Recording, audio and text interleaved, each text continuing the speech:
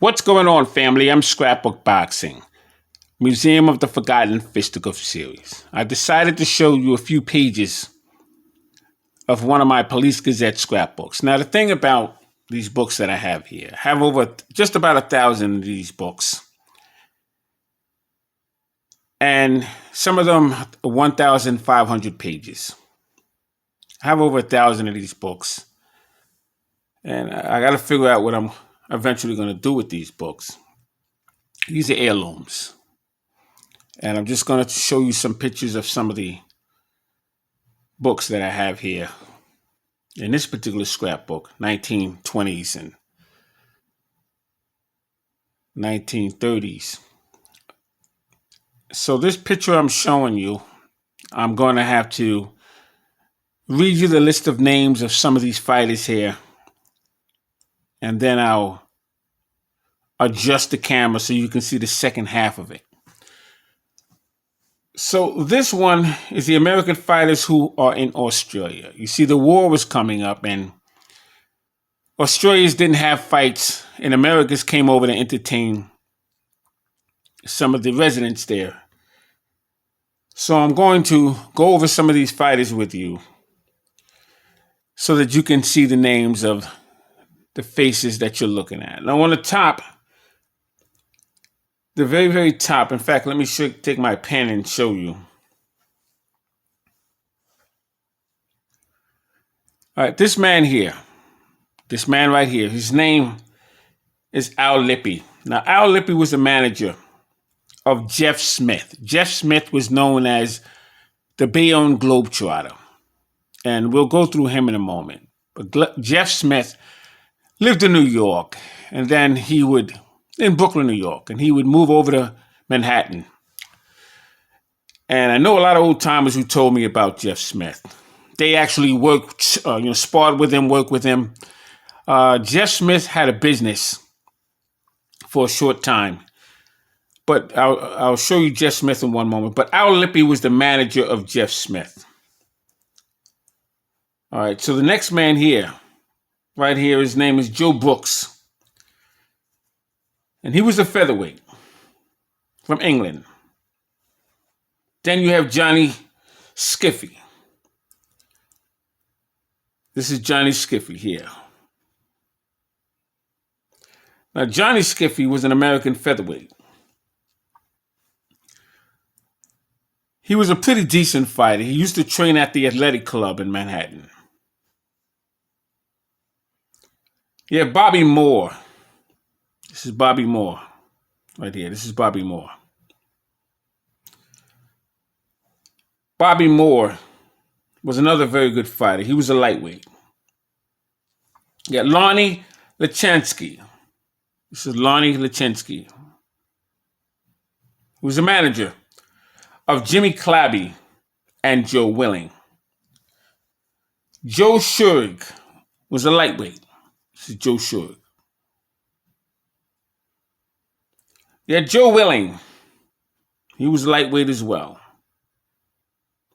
This is Joe Willing. Now, Joe Willing and Johnny Dundee was the first fighters to fight under the Walker Law. And the Madison Square Garden had just opened up, 1920. And you had Jack Dempsey and Bill Brennan.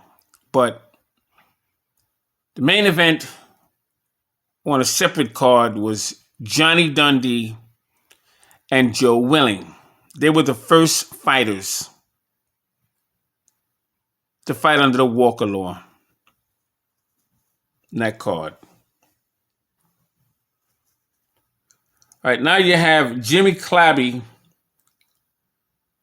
who I'm going to show you in a moment. Joe Willing. Very good fighter was Joe Willing. Very, very good fighter. Tommy Lee, manager of Shogun Moore. You also had a fighter by the name of Tommy Burns. This is Tommy Burns. I don't know if you can see my pen here. Oh, you can't even see Tommy Burns, so I have to make the adjustment.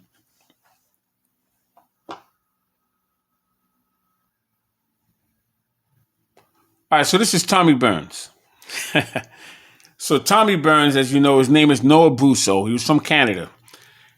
He was the world heavyweight champion. He had 13 title defenses. And he'd be knocked out in 14 rounds in 1908 by Jack Johnson, who was known as the Galveston Giant. But Tommy Burns would take on a young man who tried to become a light heavyweight. And he would defeat him. And he would become the heavyweight champion of the world.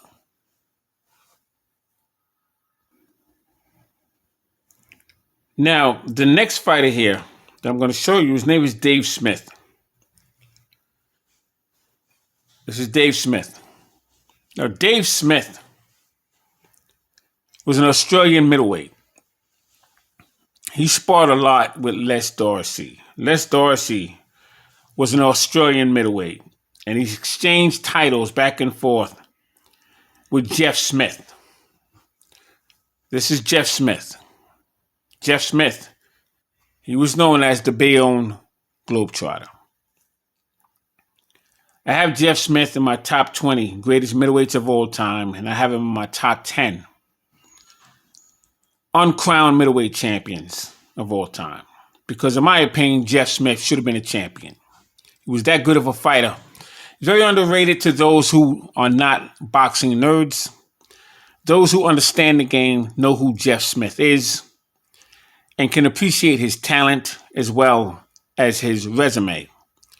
Because he had 7 fights with Harry Greb. Harry Greb would tell you, if you could ask him, who's the toughest opponent that you ever had? And the first name he will spit out to you was Jeff Smith. Jeff Smith was an outstanding fighter. Knew the basics and knew the techniques. And so Jeff Smith is, like I said, my top 10 uncrowned middleweight champions. Could even be my top 5 uncrowned middleweight champions. He was just that good. Amazing fighter was Jeff Smith. I knew people who knew him personally, who had seen him train and so on and so forth. So I can tell you what I can tell you. He was a hell of a fighter. Now, we talked about Jimmy Clabby. Here's Jimmy Clabby. Jimmy Clabby was another phenomenal fighter. Tell you how amazing he was. He would win the heavyweight championship of New Zealand, the heavyweight championship of Australia. He would win a Louisiana lightweight championship. I mean, he won so many titles, and he just is unheard of. A lot of people don't know who he is. But if you follow boxing heavily, you'll know who Jimmy Clabby is. So I just wanted to show you Jimmy Clabby. I'm going to show you him further in one moment. The last person that's on this page, this picture here is Snowy Baker. He's an Australian promoter. And that's him right here. This is Snowy Baker. He was the promoter, the big wheel at that time in Australia. So I just wanted to show you a group of these men. Very good fighters they were. And it was important that you know who these guys are, because they are heirlooms in boxing. All right, so I'm looking into the book now. I'm showing you Jimmy Clabby had an easy time with George Chipp. Now, George Chipp, they fought 20 rounds. Between 1914 and 1915, Jimmy Clabby faced George Chipp 4 times. And George Chipp had taken the title away from Frank Klaus. George Chipp had a brother by the name of Joe Chipp. Joe Chipp knocked out Harry Greb in his own corner. I'm just showing you here. So this is Jimmy Clabby. He was known as the Indiana Wasp. And he's the man I was telling you that had a whole lot of titles in his career. But a lot of those titles, and I'm going to show you Joe Chipp. Or George Chipp. So again, this is George Chipp. George Chipp had a brother by the name of Joe Chipp, and he knocked out Harry Greb. But Joe Chipp, and I told that story in another video. In fact, I'll leave that story alone because it's in another video already. but George Chip was the in the corner of Jack Dempsey.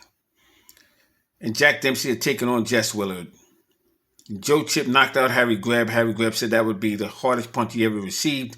Jack Dempsey destroyed Jess Willard. And Jack Dempsey was accused of having plaster of Paris in his right hand. That's why they named his right hand Iron Mike. And the man who was in his corner was Joe Chip.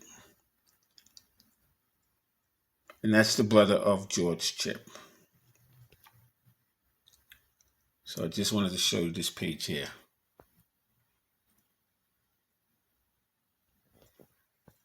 Jimmy Clabby. Now let's take a look at Eddie McCarthy. He wound up becoming a professor. He became a professor in Chicago, where he would teach young men how to box. And Eddie McCarthy was part of the group of guys that took claimant of the middleweight championship when Stanley Ketchel would pass away, along with Mike Gibbons and many others, Billy Mist. They were all middleweight claimants. But Billy Papke wound up becoming the middleweight champion of the world once again. Now let's take a look at this article here. Leech Cross. He knocks out Joe Bendel. Closing seconds of the 10th and last round. After taking a terrific beating, noble 15-round draw between Mysterious Billy Smith and Joe Walcott. Now Leech Cross was a fighter, but he was also a dentist. And they called him the Fighting Dentist. I just wanted to show you Leech Cross. This is Leech Cross. Eddie McCarthy, we talked about him. By the way, Leech Cross was from the Lower East Side of New York. It's Eddie McCarthy. You also have Jimmy Clabby from Hamar, Indiana. They called him the Indiana Wasp. And also I want to show you Charlie White. Charlie White is out of Chicago. Very underrated lightweight. He had his fights with Benny Leonard.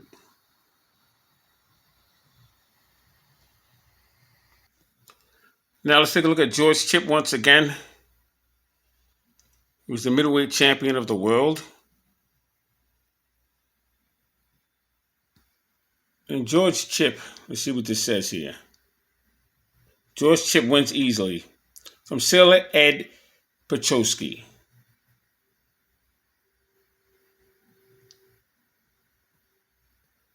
George Chip was a very good fighter. He was a good middleweight during his time. I just wanted to show you a photo with Charlie White. We just looked at him. He's from Chicago. Charlie White is to your right. And one of the greatest referees are in the middle here. He's also Charlie White.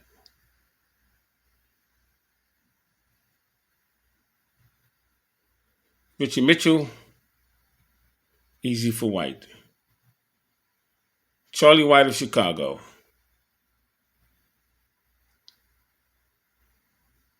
New York.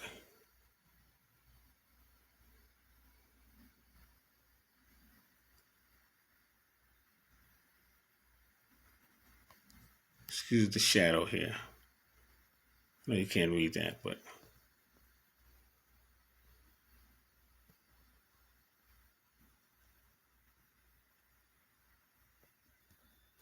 here you have Charlie White. He stopped Sid Marks in the second round with a left hook. And Charlie White was from Chicago. Like I said, he fought Benny Leonard in an amazing fight. Here you have Charlie White.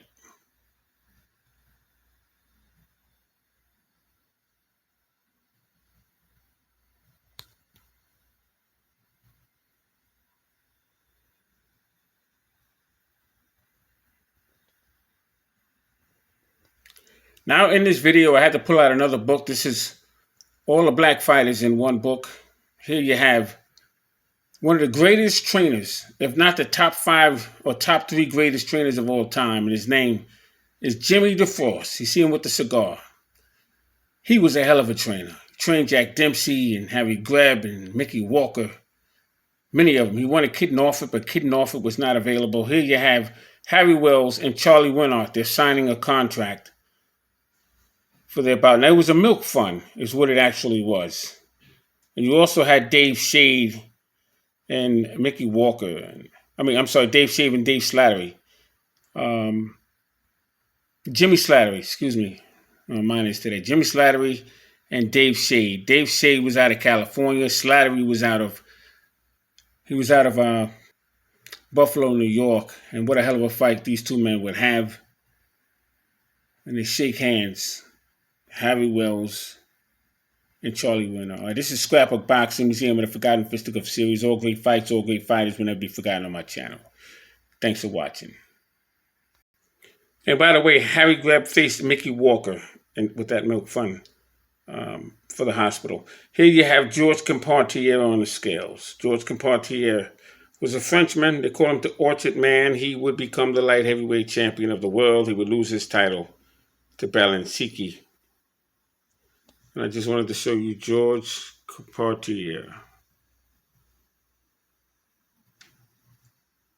All right. Let me put some of these books back. These books are heavy. All right. Peace. One last photo I'll show you. Now, I showed you at the beginning with all the fighters that were in Australia. Well, this is Al Lippy. Al Lippy was the manager of a very, very good fighter by the name of Jeff Smith.